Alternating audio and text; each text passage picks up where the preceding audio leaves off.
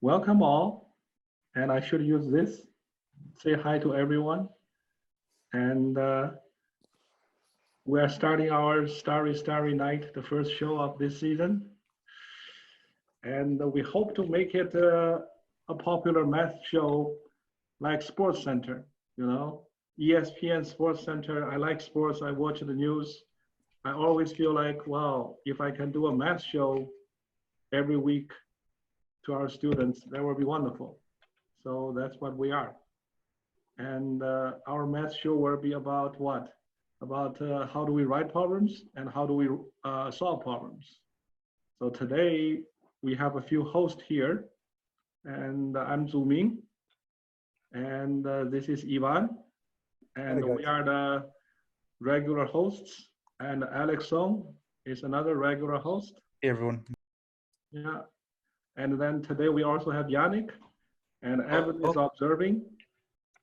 And James will come here soon. Hopefully he remember what's the time we start, right? But we can start the show without him first.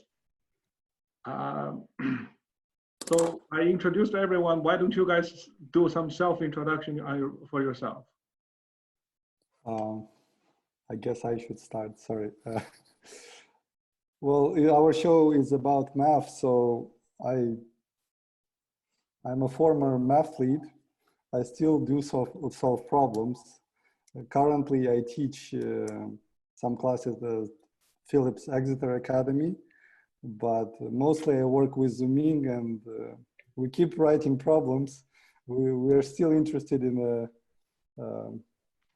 coming up with interesting ideas for the math competitions. So I hope we can share with you some of our knowledge, and you will like that. Let's go counterclockwise order. So Yannick, it will be you. Oh, I will use this order. Yeah. So hi, I'm Yannick. So I'm currently a junior at MIT, and I have also done math competitions a lot back in high school, and also written a lot of math problems myself. Yeah. Alex. Oh, I thought Yannick's iPad is next. His iPad. Yeah, but I guess like Yannick, I also did math competitions when I was younger. After that, I wrote some problems for the same math competitions. So I'm glad to be here to share them with you guys and to look at what the other interesting problems that everyone else on the panel has proposed. And I'm Zuming Feng. I taught math for many years, and fortunately, I was able to work with all these three people and many of our future hosts. I feel like they are all the stars, so that's why we name our show Starry Night. And without further ado, we can start our first problems, right? Ivan, ready?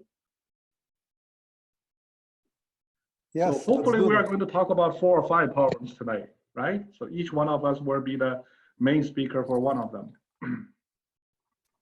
Okay, guys. So I'll take the spotlight. So the first problem we are going to discuss should be on your screen. We thought of it as a warm-up problem. Please read it. And we actually thought to pause for a few minutes for you guys to thought, and then we will try to solve it all together. Alex, you might have the best English. Why don't you read it? Sure. Read it with your Canadian accent, Sure. No, I don't think I have a Canadian accent anymore. But sure. We're given a rectangle. Suppose 2 perpendicular lines, each parallel to one of the rectangle's sides, divide the rectangle into 4 smaller rectangles. Given that the area of 3 of the smaller rectangles are equal to 4, 6, and 8, find the least possible perimeter of the original rectangle. So maybe Ivan can even write on this diagram, right? We have a rectangle and then we cut them into 4 pieces. Right. Yeah. Somehow we cut. Right. And well, I should not cut in the middle. Maybe. Yeah, because they have different areas, right? Right. So it's okay. Let's try one more time. Over here, not in the middle, not in the middle. So for, let's say 6, 8, we still have some flexibility in terms of how many configurations we should consider, right? Right. So how many guys configurations you think we should work on? Right. Wait, I'm confused. Wait, don't you want to put the 4, 6, and 8 on the 3 bigger rectangles because you want to make the big rectangle small, right? Yes. So you want the top left corner to be the unknown one. You wanted the smallest one, that's the missing one, right? Okay, 4, and this is, we don't know anything, right? Right. Okay, so then So no matter what, this is similar to those kind of problems in Algebra 1. They have this, you know, A, B, C, D things are for little segments, and then you show these things have, the areas have some kind of relation, right? Right, so in general, how many configurations we should consider? Let's still answer that question. Depends on which ones are the neighbors of which ones, right? Right, so there is only one rectangle that we don't know about, right? Right. And these pair can interchange. They are like across vertically, well, they are across each other. So it looks like, to answer this question, I need only 3 configurations, right? Based on what is this rectangle. If it's 8, then 4 and 6 can interchange. If it's 6, then 4 and 8 can interchange. If it's 4, 6 and 8 can interchange. Right? So basically you are talking about which square is right across that empty square, right? Yes. Which rectangle is right across that empty rectangle? Correct. Yeah. So since we are talking about where the ideas about problem come, in our materials there is a classical problem. If you have 3 such areas, can you figure out the 4th one, right? Yeah. So that's a very, very old problem, right? And this problem is the extension of that. So now we should let our students or our audience to try a little bit, and then we can talk about how do we solve it, right? So in the future, I hope we can play some music like Jeopardy. Da, da, da, da, da, da, da, da. Let people wait and solve the problem, right? It's okay. Ivan can sing while we're Yeah. Yeah, so the idea of this problem initially was find the least possible area of this rectangle, right? And because there are 3 configurations, you guys can solve this problem for the area. Ivan, the left part of your picture is off the camera right now. Yeah, okay, that's good. Yeah. Okay. Well, it's all symbolic, so I will draw these 3 configurations, but we might not need to consider all of them, right? So how do usually students start if it's 8, 6, 4? Usually to find the 4th rectangle, they do what? They can say this is A, this is little segment A, little segment B, little segment C, little segment D. So they say, I know what's the product of AD. I know the product is 4, the product of BC is 6, and the product of CD is 8.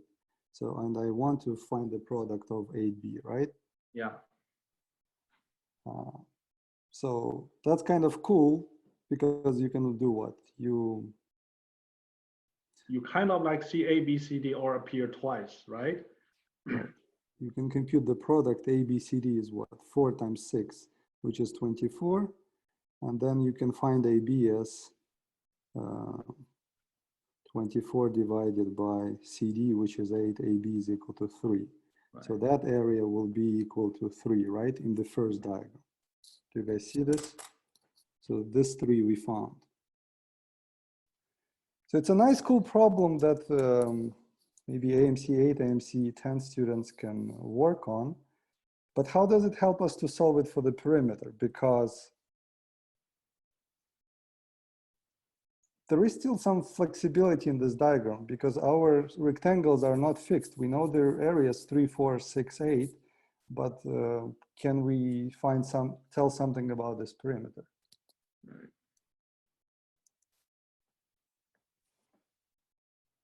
Because the perimeter is A plus C and B plus D, right? So perimeter, if we use this notation, is what? A plus C plus B plus D, right? Right.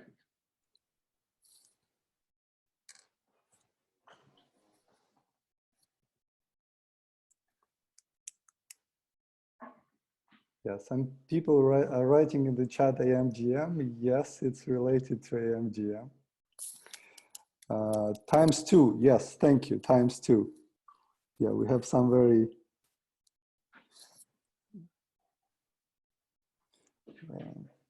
careful students. Yes, but the idea is to express A plus C plus B plus D, right?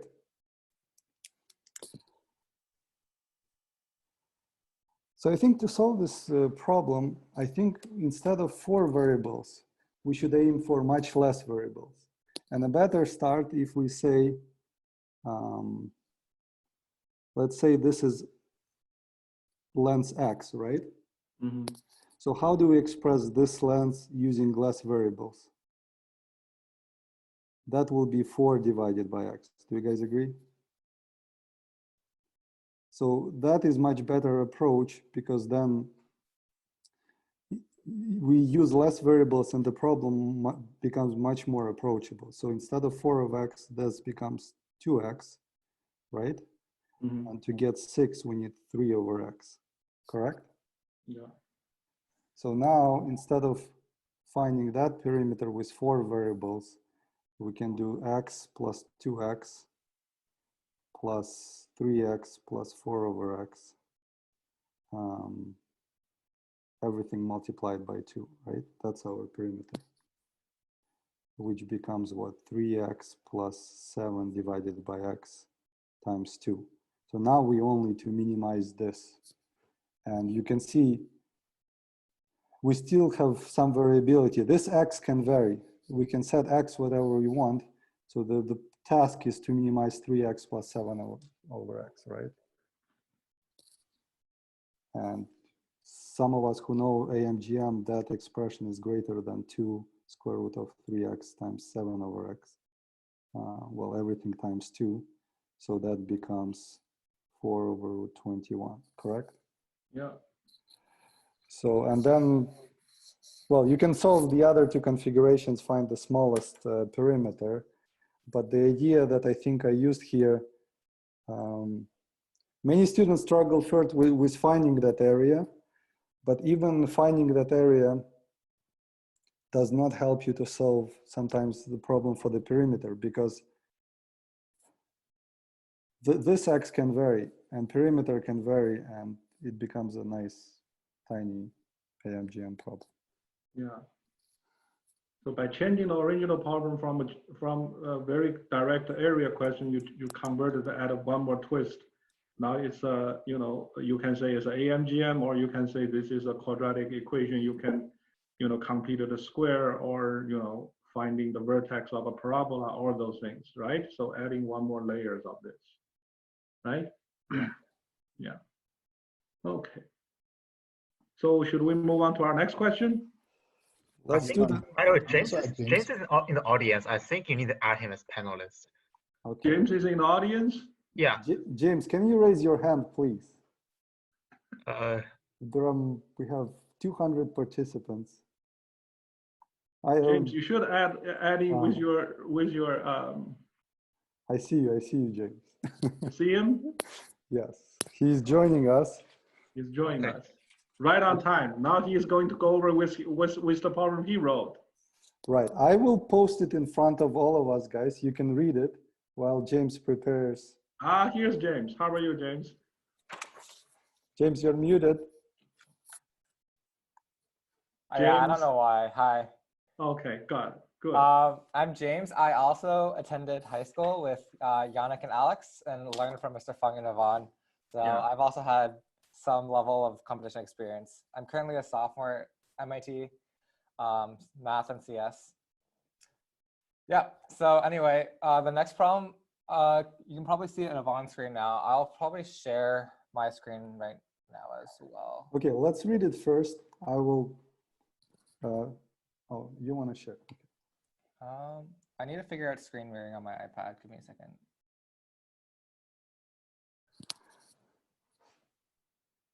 Okay, while James is figuring out, I can read. Ah, okay, great. Oh, it's Okay.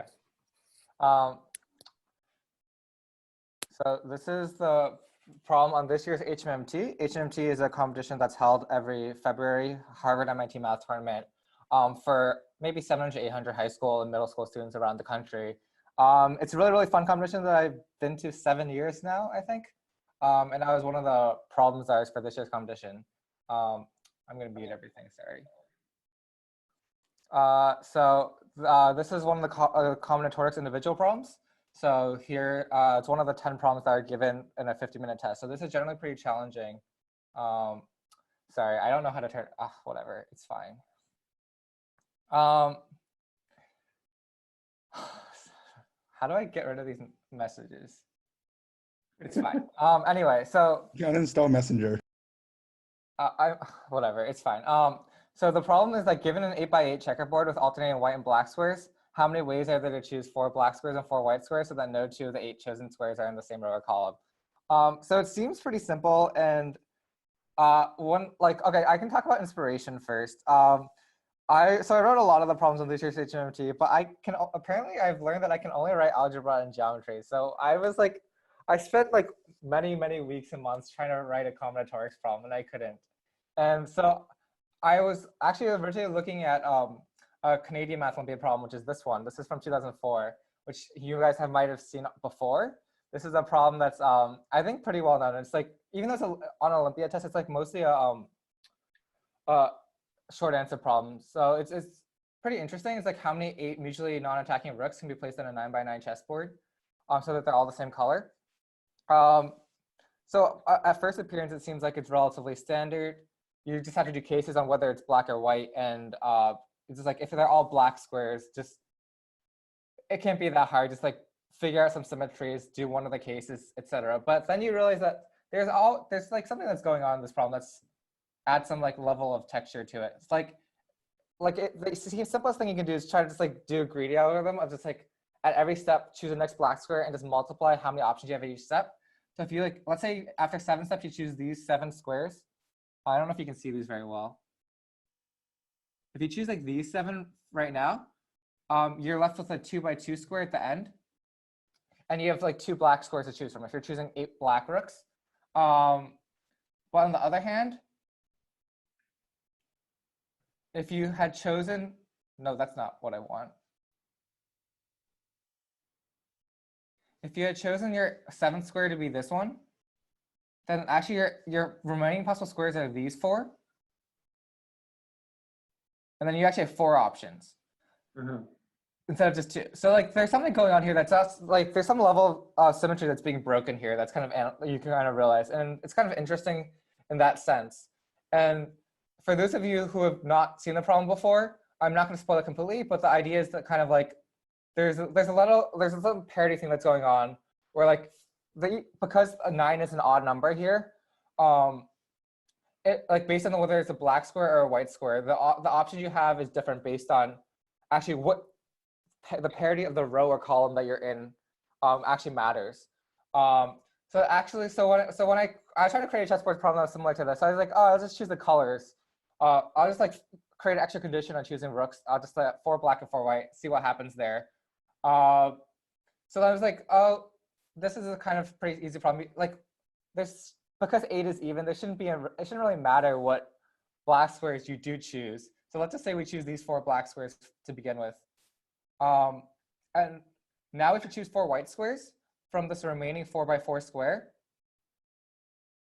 and how many ways are there to choose 4 white squares there? So it's not completely trivial, and I thought it was kind of interesting because like what ends up happening is that this square right here and this square right here, they're actually completely disjoint, and you just need to choose 2 squares from each of them. So it's just 2 for the first square and 2 for the second square. And then that's that. So I was like, oh, that's fine. So there's once you choose the 4 black squares, there are 4 ways to finish choosing the white squares. So then you just need to count the number of ways to choose black squares, and it's easy from there. So this is what I thought originally. I think I just wrote this up, but it turns out that this is wrong, which is what kind of makes this problem interesting. And you have to be a little careful about. Let's erase this. Yeah, I think this is why this problem and that Canadian problem, in a certain way, they are linked. Is this the even, and if you go back to the original board, you showed us that even and odd, because between the even and odd, they are not interacting with each other.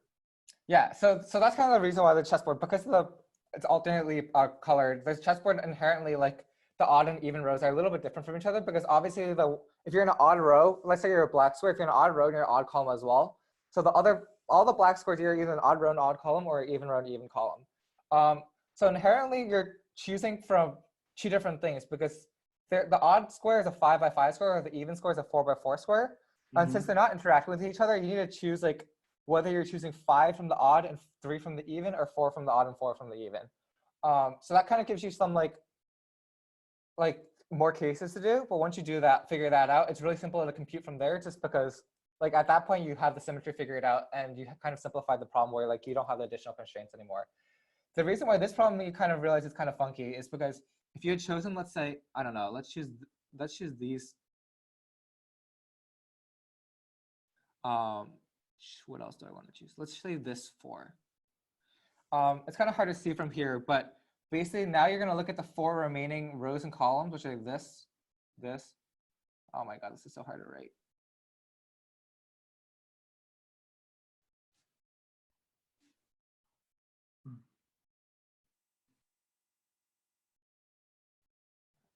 If you actually look at these columns and combine them together, you'll actually see that there's actually no way to end up choosing. I think you'll end up with like something, if you rearrange the rows and columns a little bit, you'll end up something like this.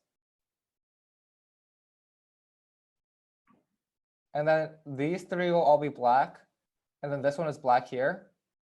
And there's actually no, so if you choose 4 white squares from that, and there ends up being just no way to choose 4 white squares from that.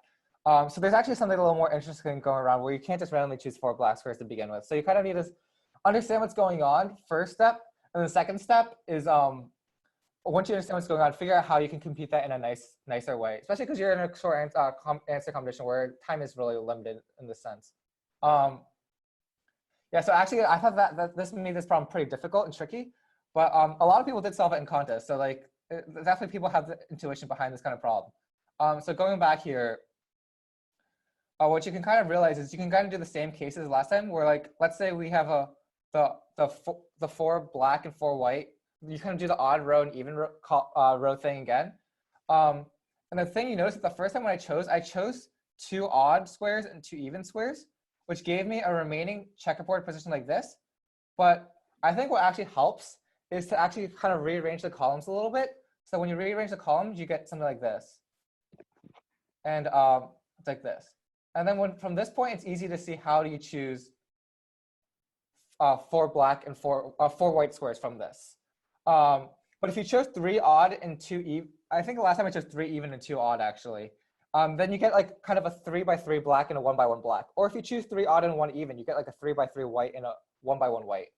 And then for all these options, there's not really a way to choose 4 white squares from this, but that are in different rows and columns. So actually, if you think about it this way, and you kind of have to realize the parity trick to begin with. So you do need some experience, which is kind of an unfortunate aspect of the problem, because if you just look at it from the first go, it's really hard to get this kind of intuition. But if you can choose 4 odd and 4 even, you're always going to end up in the same position with the white squares. So then you just need to count the number of ways to choose 2 odd and 2 even from there.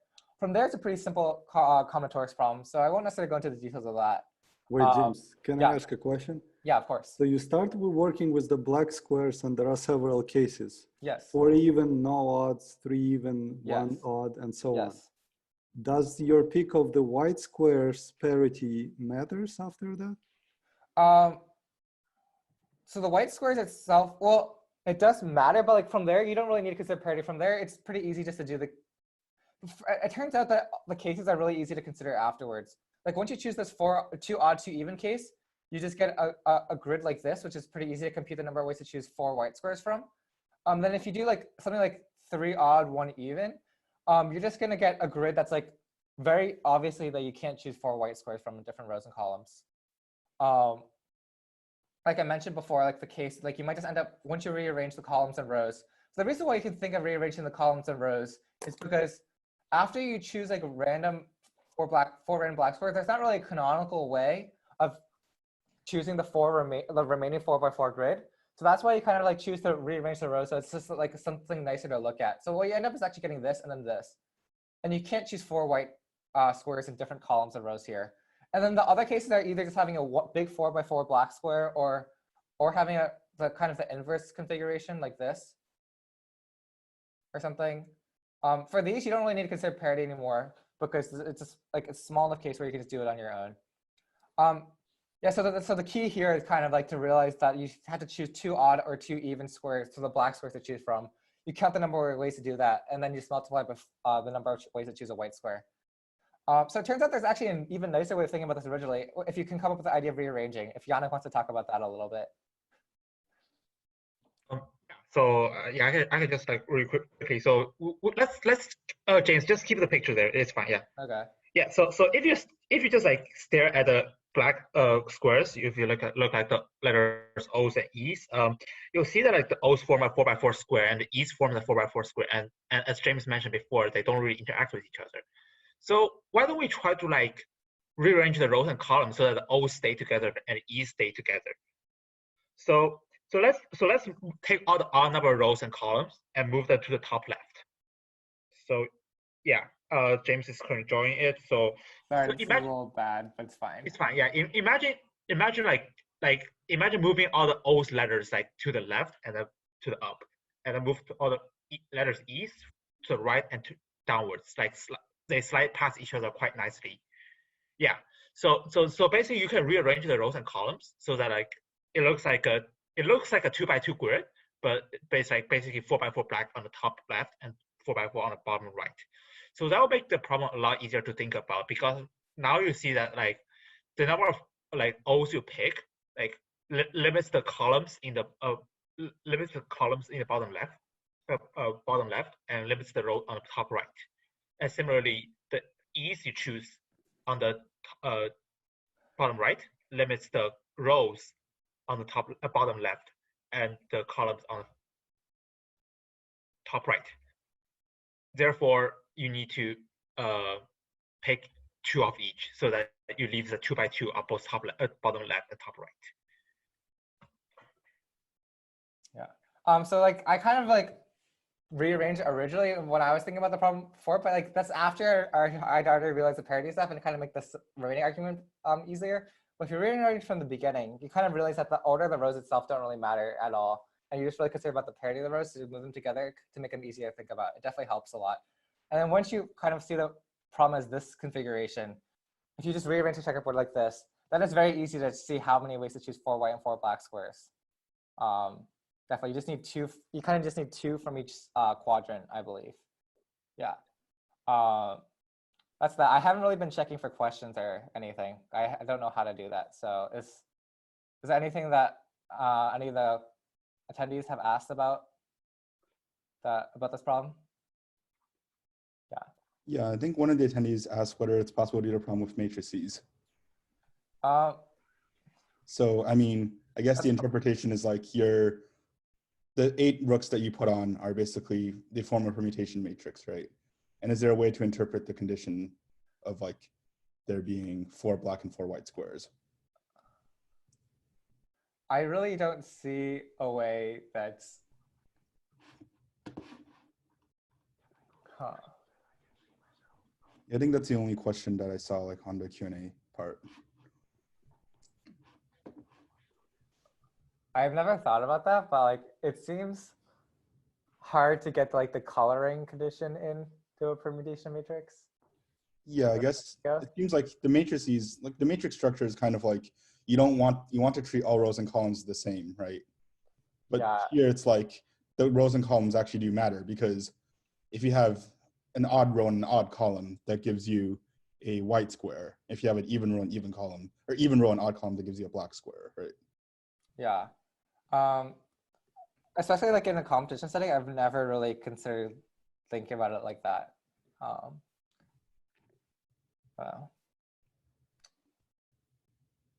Let's see. Should we move on to the next problem, or Sure. we're a little low on time? All right. So you will stop sharing with us? Okay. So Yuan, can you go with the next one? Yes. Okay. So this problem appeared in 2000 AMIS, right? In early 2000, I believe it's 2004. So we have a triangle with sides 3, 4, 5, and a rectangle DFG that is 6 by 7. So a segment is drawn to divide the triangle ABC into a triangle U1 and a trapezoid V1. And another segment is drawn to divide a rectangle DFG into a triangle and a what? A trapezoid. Such that the two trapezoids are similar, and then the two triangles are similar. And we want to find the minimum area of that triangle, right? So if we share my screen or what? Let's draw this thing. How do you draw it? Well, no, I'm just saying I'm just drawing the triangle first, right? Okay, sure, yeah, we can definitely draw the triangle and the rectangle first. But then you have to draw 2 segments.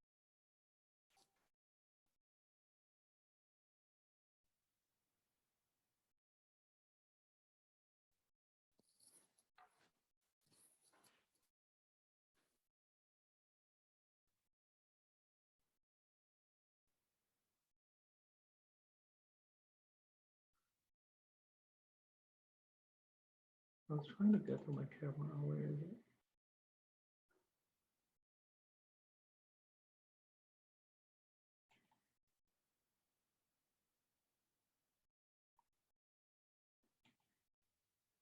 Did I see the camera?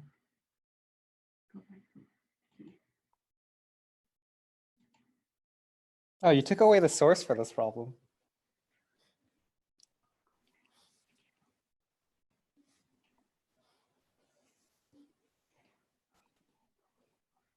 Well, we didn't want to show the sources at the beginning. Oh, are we having people guess what the source is again? Yuan, can you start to draw the picture? Because somehow I have trouble with this dog camera here. Yeah, it shows right now. Where? Okay, here. Okay, so, okay, I'm going to share it with everyone, right? So we have a triangle 3, 4, 5. And then we have a what? 6 by 7. So if we cut this rectangle into 2 pieces, use a line segment, what do we usually get? We can either get a what? 2 trapezoids, right? So if we can get a triangle, we must do something like this. A cut through a corner, right? So we can either cut this way, or we can cut what? This way. And this triangle has to be similar to parts of this.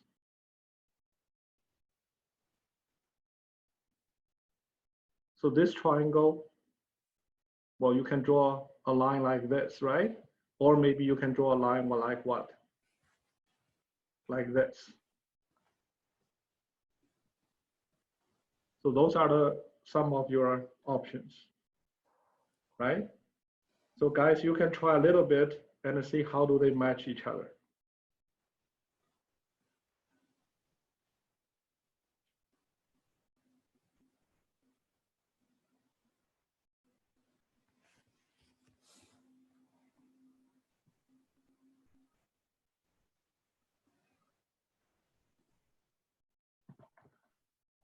So if this triangle cut this way, so you have this trapezoid, is it possible you do this way and make sure this one is similar to this, and this part is similar to here? So let's look at the angles, 90 degree and this angle, and appears here, right? And this small angle also appears here. No, wait a minute. So if we do okay, let's do it this way. If we do this triangle this way, small angle here, if we draw this perpendicular line, so now we look at this big triangle, this trapezoid have 290 degrees, so matches this 290 degrees. And then you have a small angle here. But in this trapezoid, the small angle is this guy, which is the supplement angle. And they are not the same, right? So you know this trapezoid is not going to be what? Similar with this one. So that means if you cut this way, if you cut this triangle angle is here, then your cut should be what? Should be like this. Because then I have 290 degrees, and then I have this what? Bigger angle here. So that makes this thing possible to be what? Similar.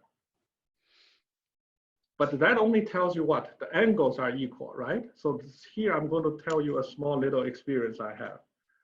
Quite a few years ago, when Khan Academy starts, I went down to see their videos. I find their videos very interestingly titled. It's called Similar Quadrilaterals. I was like, that's cool, because students only learn similar triangles. I want to see how do they teach similar quadrilaterals. Unfortunately, the video only tells you if the angles are equal, then they are similar. That's horrible. And about 2 or 3 years ago, I went back again. I want to see if they changed this video or not. And they still didn't change it. I hope after this complaint like this, somehow they start to change it. Notice that's not correct. Well, so anyway, our students should know if the angles are equal, clearly does not mean what? Shapes are similar, because angles are equal tell you shapes are similar only works for triangle. For squares and a rectangle, they clearly have equal angles, but they're clearly not what? Similar. So this tells you you need to do some more computations. And how do you do this computation easily? So you have this is 6 matches 4. This is the similarity. So that means this is 3/2 bigger. So that means this will be 9/2. And this will be what? This doesn't even matter. We can compute. I think it's 15/2. The key is this side becomes what? 5/2, because this whole thing is what? Is 7. So now this thing and this thing, you want them to be what? Similar. So how do we really compute it well? Well, you can do more computations, ask you about what? More ratios. But I think more importantly right now is the so-called, the real understanding of CP/CTC. What does that mean? Corresponding parts of something, right? What are the real corresponding sides, right? This is going to be the corresponding sides of this.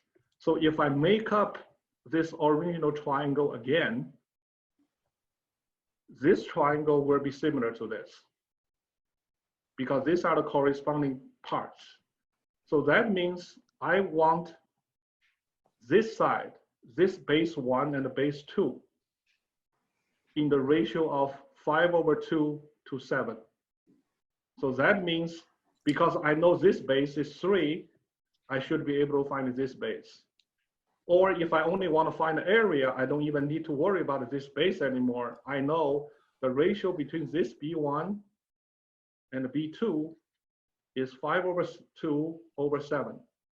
So that means I know the triangle area of these two similar triangles are 5/2/7 squared. So that's how I figure out the small area triangle, small area, right? But also you can do it in a different way. You can cut what? You don't have to cut this small angle through this vertex. You could cut this small angle through this vertex. So you have another configuration to consider. So that gives our audience more practice. They can go home, go through this process and talk about, do this problem. But that's actually not what I want to really talk about this problem. The reason I want to talk about this problem is not about how to solve it. It's more about this interesting fact. Many people understand what similarity is. This is similar. And sometimes we can even say it better. They are homothetic because what? There's a dilation, right? And if I turn this around, then they are not what? Homothetic, right? So there's a very interesting thing. We can clearly draw shapes that are not what? Similar, and that not what? Homothetic. But we can almost always cut a figure into two pieces, and the two corresponding parts becomes what? Homothetic. So this could be an IMO problem or practice problem even for James and Yannick. If I give you a set, any set with boundary, with interior points, closed, I give you any other set, you can decompose this set into two pieces, two sets. And you can decompose this set into two sets. U1, V1, U2, V1, V2. So U1 is homothetic to what? V1, and U2 is homothetic to what? V2. That's the real interesting thing, right? So that gives you guys something to do also. How do I got this idea? I read an article on Math Monthly. It's a wonderful article introducing this theorem. Later, I'm going to even tell you what is the theorem and what is this article. You guys go and online to study. The reason this is a wonderful problem is because it has a very good background, right? Look, think about this way. I will give you some idea why you can cut like this, okay? In the history of math, one of the very famous problem is how do you cut a rectangle, a square to make it into a what? A circle. Because that's clearly different, right? So is there any way I can dissect a what? A square to make it into a circle? And people cannot do it, which is true. But now let's understand this theorem, the so-called two homothetic theorem, in this flavor. I give you guys a little challenge. Can you give me a rough idea? I'm not even sure, it doesn't even have to be right. This is very important. When you study, when you do research, sometimes you want to have a sense, right? So is there any way you can cut this square into many parts and basically two sets? So one set and cut the circle into another, also two sets. So they really can be homothetic to each other.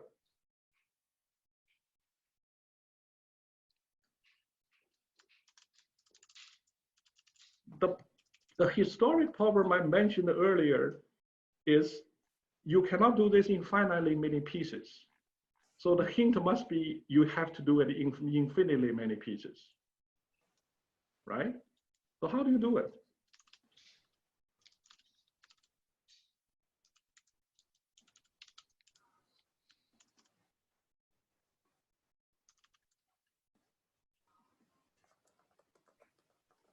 So when you learn geometric series or fractals, many times people ask you to do this very simple geometric series, right?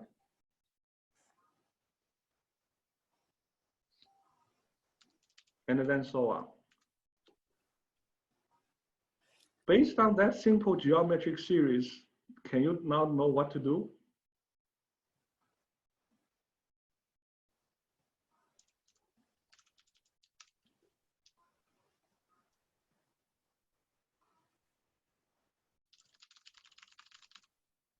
You see, if you turn those pieces, the shaded one, if you dilate them into here, you almost fill in the what? The square spaces over here. So the outside ones like this goes to here. And then the circles can basically stay. Now you have a homosity. But this might not be true. Our whole problem is not solved yet, because you have to define the boundary very, very what? Carefully. Where does those points go? Right? So they can really make this what? Into a what? Into a homosity. But it gives you some ideas about how cut into two pieces, you can make homosity. Because these two things are completely different.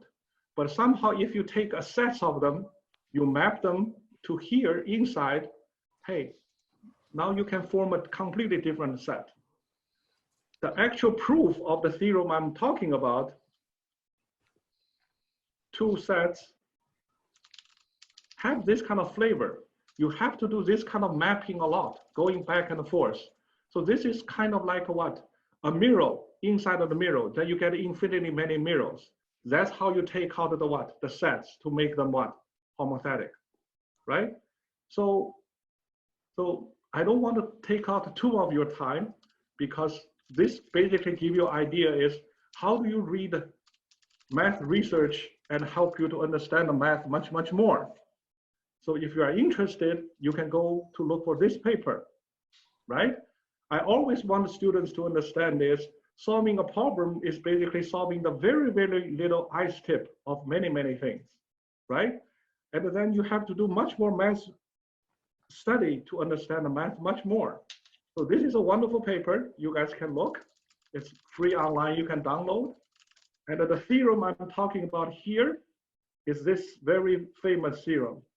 It's the Cantor-Bernstein theorem. And the last CBB, the last B stands for Banach. Okay, Banach is a famous analyst. And this is the theorem they were talking about. Two sets. How do they find this map? Okay, and how use this very abstract idea you can to prove this two homosity thing. Now you understand the powerful about abstract mathematics. And those are the mathematics people developed hundreds of years ago, and the current research is much, much harder. So this gives you a little peek about the difference between contest and the real math research. And that covers my part of the talk today. So Yannick, it's your turn. We have 10 minutes left. Will we make it? Yeah. My power should be fine. Yeah. You want to show it? Yeah. Okay, I'll put the spotlight for a second on this problem. Yeah. So it's a sequence problem, right? Yeah. So I would like let you guys read the problems. So the basic idea is that we want to find a sequence of 10 positive integers so that it is decreasing from S1 to S10, and so that like for any, and if we take any block, like any consecutive subblock of the sequence, then the sum is divisible by the number of numbers. In other words, the arithmetic mean is still an integer of any consecutive subsequence. So I'll talk briefly about how this problem was proposed. So first of all, this problem is a problem I proposed in EMCC 2015. So it was the external math club competition, competitions that like the physics lecturer Cami held for middle school people. And so this problem came about because we were trying to decide something about the prices for the top 10 individual people. So we had the idea of giving them cookies. So because back then in high school, we had this place called Grill where we can buy cookies for like I think 50 cents per cookie. So like we want to like give out cookies to all the top 10 individuals so that they have something to eat. And of course, we want to give out more cookies for the higher place. So like the first place gets the most cookies, the second place gets less cookies, all the way down to 10th place. then the question about ties that come up, because like it's individual competition. Like we count the number of problems you solve, so like it's very easy to get ties, ties in the middle. So in case of a tie, the most natural thing to do is just to take the number of cookies that correspond to that block and distribute them evenly among the people who tied. So for example, if like 3 people tied for 5th place, then we take the cookies from 5th, 6th, 7th place and divide them evenly. So that's how the question came about. We want to like find the sequence of the number of cookies so that like we can always evenly divide the cookies no matter how the ties no matter how the ties are distributed. But we also want to have the least number of cookies as possible because well we're on a budget. Yeah. So this is like basically what a background problem looks like. I will also talk about how one will go about solving this. Let's see. Wait, did you say there was supposed to be a condition about decreasing as well? Yes, because S1 must be the largest. Oh yeah, okay. Yeah, So, because first place gets most cookies for obvious reasons. Okay. Yeah. So yeah. So this problem was like I think on the last round of guts, but it is like hopefully as you will see not too difficult if we look at it more carefully. Okay, so let's consider the sequence S1, S2, S3, S10. We know that it's decreasing, so and we also know that any average of Si plus 1 Sj is an integer. So this looks like a really strong condition. So let's look at what happens to it with two terms. So we want Si and Si plus 1 divided by 2 to be integer. What does this mean if we also have Si greater than Si plus 1? So if Si plus Si plus 1 is an even number, then we know that they must both be odd or both be even. So basically we know that S1 and S2 must be both odd or both even. S2 and S3 must be both odd or both even, etc. All the way down to S10, which must be at least 1. So basically S1 through S10 must all have the same parity. So just by looking at an easier case of this condition, we derive a pretty powerful condition on numbers. So what is the worst? So what is the best we can do given this condition? Well, we know that S1 must be S10 must be 1, at least 1. So S9 must be at least 3. S8 must be at least 5. All the way up to at least 15, at least 17, at least 19. So let's look at the sequence 19, 17, 15, 13, 11, 9, 7, 5, 3, 1. So let's see if this sequence satisfies our condition. So we look at 2 terms. Every 2 terms, we can see the average is an integer. So 19 and 17 average is 18, 17, 15 average is 16. So those are all good. What are more terms? Well, we see that like the sequence we constructed is an arithmetic sequence by itself. And we know that for any arithmetic sequence, the average is either the middle term or the average of the 2 middle terms. Well, now you see why this works immediately, because we already checked that every term is an integer and the average of 2 consecutive terms is an integer. Therefore, yes. Yeah, therefore, like the average of any consecutive sequence is an integer. So we have just shown that this sequence is in fact optimal. So to find our answer, we just add these up. Some you may recognize that the answer is 10 squared, which is 100. Now, if you're like not entirely sure if your argument works or not, there's another way to see this. So if we take any consecutive block, say this, 15, 13, 11, 9, then we can write it as the difference of 15 all the way to 1 and 7 all the way to 1. We know that 1 plus 3 plus 5 plus 7 plus all the way to 15 is 8 squared. And 1 plus 3 plus 5 plus 7 is 4 squared. So let's see if I can erase something.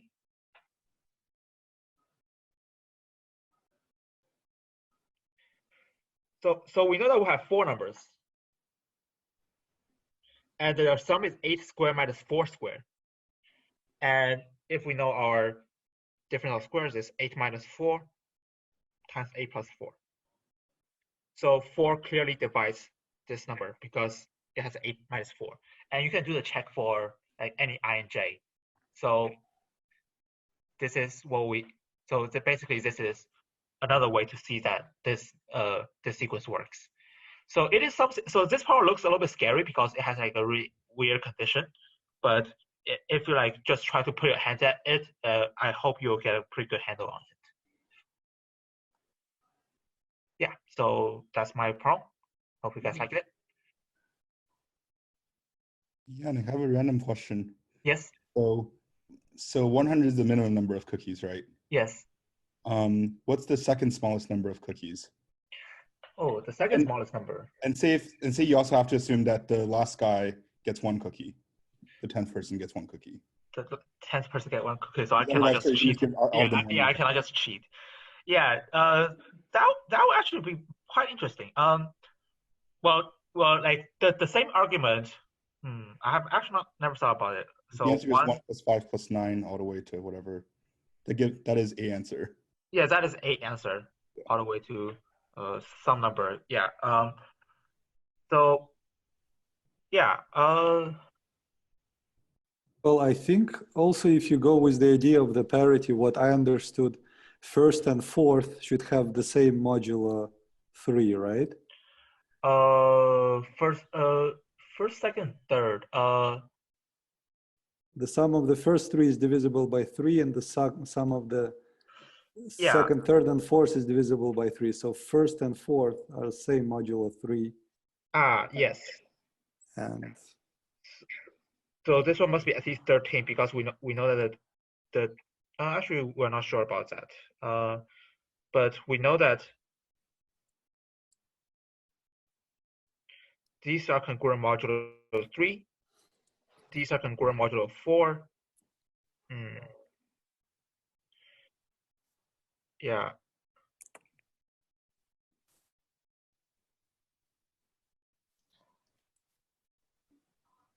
Wow, I've actually never thought about this.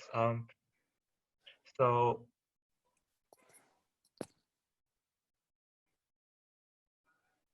I don't know. I would just say 1, 3, 5, 7, your original sequence, and I would only change the last number 19 to make it satisfying all the. That's way too high. Yeah, I think you will need to add like the least common multiple of 2, 3, 4, 5, 6, 7, 8, 9. Something like that.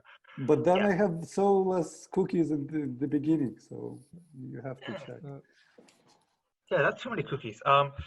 I don't know. Getting first place is pretty important. So. Yeah, like I would be interested to see a sequence that's like not too big, and also it's not an arithmetic sequence. We can definitely afford to buy 2,500 cookies. 2,500. Oh no, don't do that. We could. EMCC could definitely afford it, I think. So yeah, you should sponsor EMCC, James. Yeah, but we still wanted the minimum number, right? I bet we still want a minimum number, but it's just like not 1, 3, 5, 7 all the way to 19. Yeah. So that could be homework, right, for all of us. Yeah, I've actually never thought about this. Okay, and I also have another homework problem just because like we're nearing the end of the session. Yes. So yeah, go ahead. Yeah, so say you have the sequence S1 through S10. I give you any sequence that satisfies this condition that Yannick has, right? And then prove that you can always find the number S0, put it at the start of the sequence so that the condition is still satisfied.